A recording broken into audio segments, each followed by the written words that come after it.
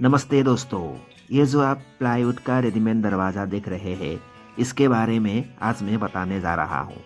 इसका पूरा डिटेल्स बताऊंगा। इसका प्राइस कितना है, कैसे लगाता है और इसको घर में लगाने के बाद क्या दिक्कत होता है, उसी के बारे में बताने जा रहा हूँ। अगर अभी तक मेरे चैनल को सब्सक्राइब नहीं किया है तो ज़रूर सब्सक्राइब और लाइक करके रखना, ऐसे ही जानकारी दोबारा मिलने के लिए।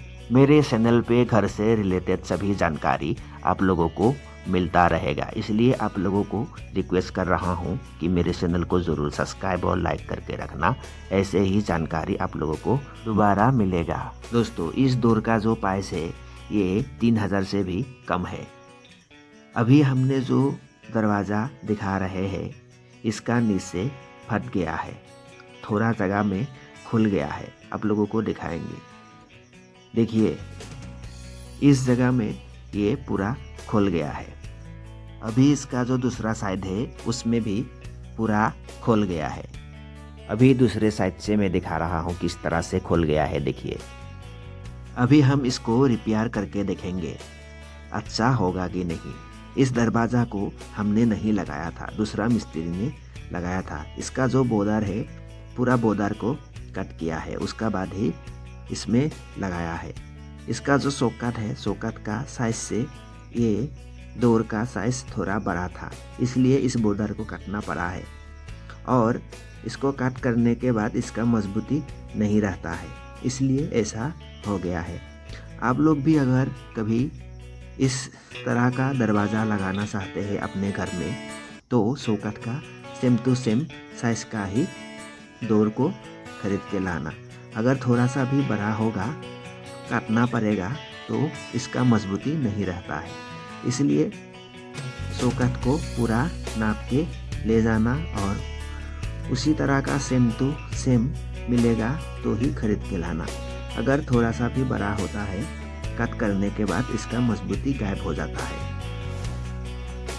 आधे इंची पौने 1 इंची तक अगर बड़ा होता तो जैसे तैसे लगा सकते हैं, चलेगा। लेकिन उससे भी बड़ा होगा 1.5 इंची 2 इंची तक, उसको पूरा बॉर्डर काटना पड़ता है, तो उसका मजबूती नहीं रहता। बाद में ऐसा हाल होता है, पूरा खोल जाता है और रिपेयर करना पड़ता है। इसलिए इसको बहुत ही नाप के देख के लाना चाहिए, उसका बाद ही लगाना चाहिए। और एक बात है, ठंड के मौसम में इस दरवाज़ा नहीं खुलता है, टाइट होता है। और जब गर्मी का मौसम होता है पूरा फ्री हो जाता है, खुल जाता है।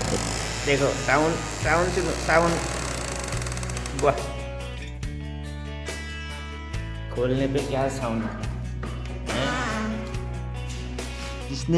जिस मिस्त्री ने भी इस दरवाज़ा को इस सॉकेट में लगाया है, वो बहुत गलत किया है। इसको इस सॉकेट में नहीं लगाना था, ये थोड़ा छोटा था और इस दरवाज़ा को काट के छोटे कर दिया और बाद में ऐसा हाल हुआ है। अभी खोलने के जो साउंड है आप लोगों को तो मैं सुना दिया, इस तरह से ही ये दरवाज़ा खोलता है। अभी इसको ठीक करना पड़ेगा,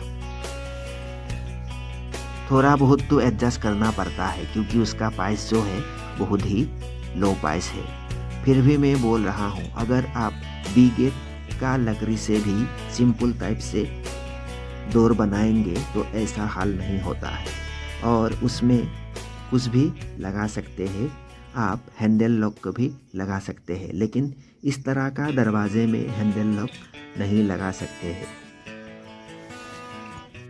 और इस तरह का डोर में पानी गिर जाता है तो भी ऐसा हाल होता है। इसीलिए ऐसा डोर यूज़ करने से पहले ये सभी बातों का ध्यान रख के ही ऐसा डोर खरीदना, उसका बाद ही अपने घर में लगाना, नहीं तो बाद में पछताना पड़ता है। एक बार लगाने के बाद अगर ऐसे दरवाज़ा खराब होता है, उसको खोल के फिर और एक दरवाज़ा दोबारा लगाना पड़ता है, तो जो फ्रेम है, डोर फ्रेम है, वो खराब हो जाता है। इसलिए एक बार ही अच्छा डोर लगाना बेस्ट है। अभी हम इस फटे हुए एरिया को कैसे रिपेयर कर रहे हैं देख लीजिए। थोड़ा फेविकॉल लेते हैं हम, उसमें थोड़ा डेंडाइट भी मिला के उसमें घुसा देंगे। बाद में थोड़ा छोटे छोटे कील भी उसमें मार देंगे। मारने के बाद ये चिपक जाएगा। 2-3 दिन के बाद फिर हम देखेंगे। 2-3 दिन तक ये दरवाज़ा नहीं खोल सकते हैं, ऐसे ही रखना पड़ेगा, नहीं तो ये फिर फट जाएगा। देखिए अभी मैं कैसे रिपेयर कर रहा हूँ।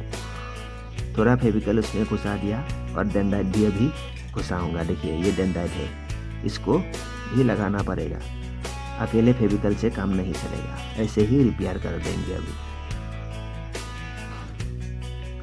ये अगर अच्छी तरह से चिपक जाएंगे तो बाद में अच्छा भी हो सकता है।